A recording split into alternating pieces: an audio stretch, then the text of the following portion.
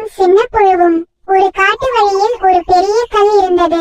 அது மிக பெரிதாக பல வருடங்களாக அங்கேயே நின்று கொண்டிருந்தது. அந்த கல் எப்போதும் பெருமையாக சொல்வது, என்னை போல பெரியதும் வலிமையானதும் யாரும் இல்லை.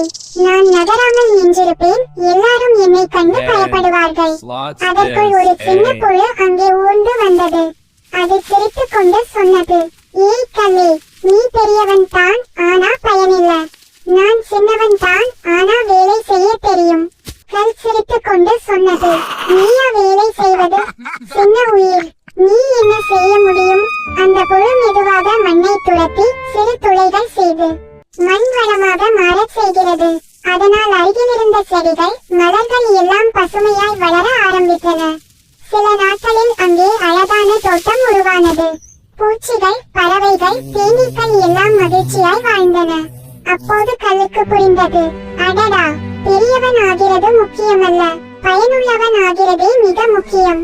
பாடம்: அளவு பெரியது முக்கியமில்லை, நம்முடைய உழைப்பும் பயனும் தான் உண்மையான வலிமை.